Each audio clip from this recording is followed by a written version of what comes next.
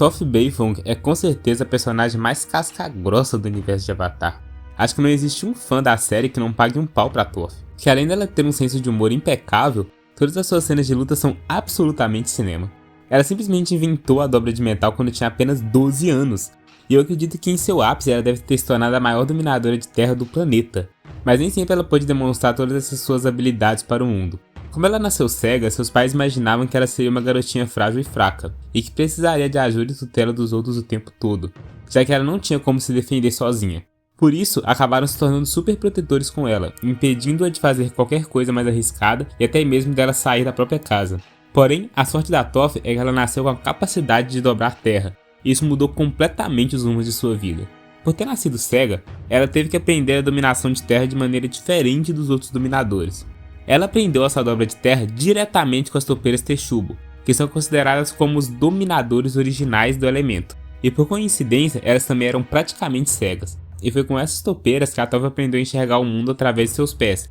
Isso deu a ela uma percepção do ambiente muito mais potente do que de qualquer outro dominador. Ela podia inclusive sentir uma formiga minúscula andando pela terra sem muitas dificuldades. E depois que ela descobriu que ela poderia dominar a terra, isso deu a ela uma certa autonomia. E ela vai aprimorando mais e mais suas habilidades, mas sempre em segredo. Ela escondia a capacidade de dobra de seus pais que continuavam a achar que ela era apenas uma garotinha fraca e frágil. E a necessidade de se manter no anonimato faz com que ela crie o pseudônimo de Bandida Cega, para que seus pais não ouvissem boatos do que ela estava fazendo, e para que ela pudesse competir com outros dominadores.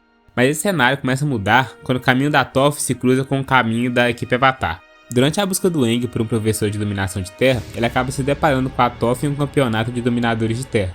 E por ele já ter visto uma visão com a Toph antes, e pelo Bumi ter dito a ele que ele deveria encontrar um professor que escuta antes de atacar, assim que ele vê a Toph, ele tem certeza de que ela seria o professor ideal para ele.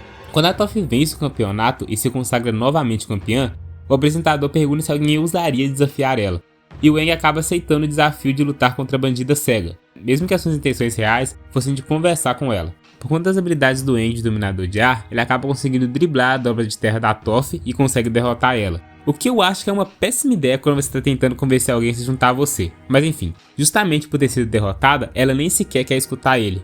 Mas como o Aang não é de desistir fácil, depois dessa luta ele dá um jeito de se infiltrar na casa dela para reforçar seu convite. Mas ela o rejeita novamente, apesar de bem no fundo querer ajudá-lo e se juntar a ele na viagem pelo mundo. A Toph é uma personagem muito humana. Apesar de ser muito corajosa, ela também tinha medo de não corresponder às expectativas de seus pais. A vida toda eles o controlavam, e apesar de isso incomodar, ela nunca tinha expressado para eles o quanto aquilo a fazia mal, pois apesar dela discordar dos métodos deles, ela sabia que eles faziam aquilo porque a amavam e queriam vê-la segura. Mas esse comportamento deles é autodestrutivo.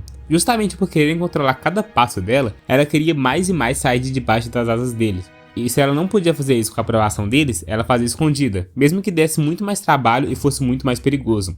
Apesar de eu não ser pai, acredito que esse controle exacerbado na vida de um filho sempre vai produzir um comportamento contrário do que está tentando se coibir neles. Quando não se pode ser o que é, muitas vezes os filhos acabam se rebelando contra esses pais controladores. E é por isso que a Toph é uma pessoa na frente deles e outra completamente diferente quando eles viravam as costas. E era justamente essa versão diferente da que ela demonstrava aos pais, que era sua versão mais verdadeira, sendo forte e resiliente ao invés de fraca e vulnerável. E apesar do medo do que seus pais iriam achar, esse momento em que ela revela sua verdadeira força acaba chegando. Quando ela e o Aang são sequestrados pelos lutadores daquele clube que citei antes, a Toph é posta contra a parede.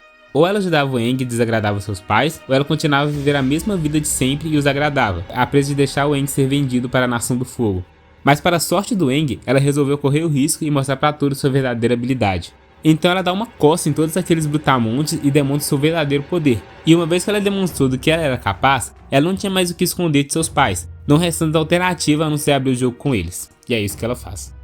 Pai, eu sei que deve ser difícil pra você me ver desse jeito, mas a menina cega, obediente e fraquinha que você pensa que eu sou, simplesmente ela não é assim.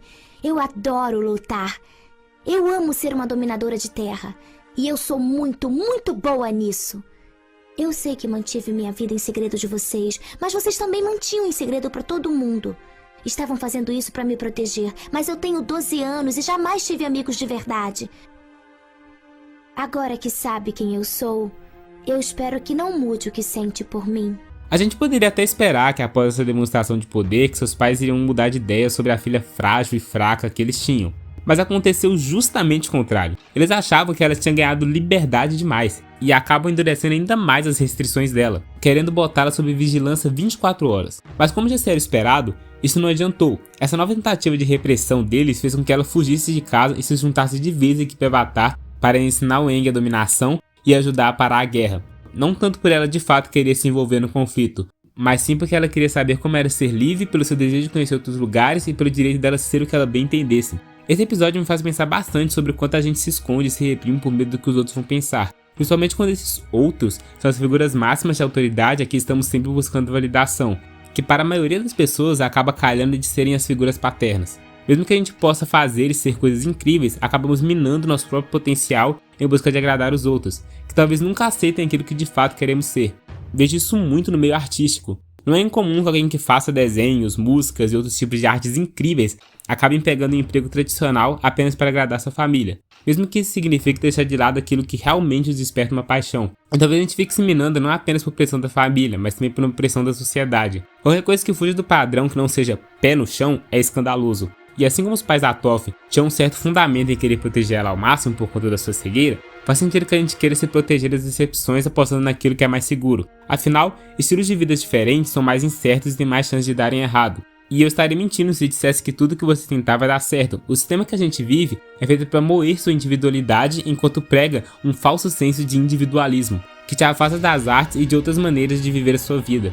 Mas nisso, eu acho que temos muito que aprender com a Toph. Ela sabia o quão boa ela era e o quão capaz ela era. Sabia de seus pontos fortes e seus pontos fracos. E isso lhe deu a confiança de abandonar tudo e seguir aquilo que ela acreditava que era melhor para ela, não se importando com a opinião de seus pais ou de mais ninguém. A Toph não é casca grossa só porque ela é muito forte fisicamente falando. Ela é forte pois ela tem uma individualidade muito única, um jeito de ser e de fazer que faz com que ela se destaque de todo mundo. Pois apesar de suas limitações, ela não deixava as pessoas dizerem como ela deveria viver sua vida. Por isso te pergunto, e se o Aang tivesse desistido de parar a guerra porque ele não se achava bom o suficiente? E se a Katara desistisse da dobra d'água por não ter um professor? E se o Sokka desistisse por não ser dominador? E se a Toph desistisse da dobra de terra por pressão de seus pais? Ela não seria ela mesma.